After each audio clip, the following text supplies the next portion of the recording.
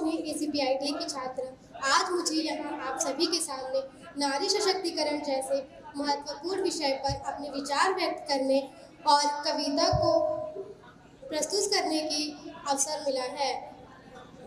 हम सब जानते हैं कि नारी केवल एक शब्द नहीं है, यह शक्ति, सृजन और प्रेरणा का प्रतीक है। नारी ने हर युग में अपने संघर्ष और साहस से यह साबित किया है कि वह न केवल परिवार का आधार है, बल्कि समाज और देश की प्रगति में भी उसका अतुलनीय योगदान है।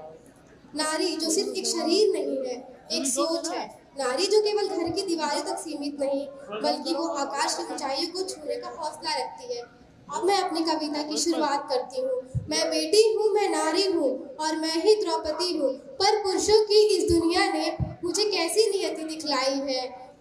कलयुग हो या सतयुग हो, इल्जाम मुझ ही पर आता है, पर ना जाने क्यों काली अंधेरी सड़कों पर चलने से मन घबराता है। मैं डरती हूँ, मैं मरती हूँ जब सफर अकेली करती हूँ।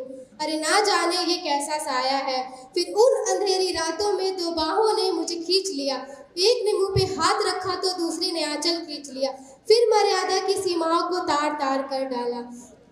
सबने तस्वीरें खींची, कोई मदद को आगे ना आया। मैं चीख कर चीख भी मुझसे रूठ गई, और जब होश में आई तो सबकी बातें सुनकर टूट गई। परिवार की बदनामी होगी, सबने मुझे यही समझाया। ये नई उम्र के लड़के हैं, थोड़ा बहक ही जाते हैं। दुनिया वाले तुम पर ही प्रश्न उठाएंगे, क्यों गई थी काली रातों, क्यों नहीं था कोई साथ में। क्या मेकअप थे या गहने थे, या फिर छोटे कपड़े पहने थे। इस सवालों की भूल भुलैया में अच्छाई कहीं खो जाती है। ये कहने वालों मत भूलो, ये गलती आपकी भी हो सकती है। कहीं सड़क पर पड़ी बहन या बेटी आपकी भी हो सकती है। और इस दुख से बड़ा कोई दुख नहीं, जो नारी का सम्मान न करे वो मर्द नहीं हो सकता है। अंत में इतना ही कहना चाहूंगी कि लड़कियां कभी हारती नहीं, उन्हें हर बार हराया जाता है। जमाना क्या कहेगा यही कह के बचपन से चुप कराया जाता है।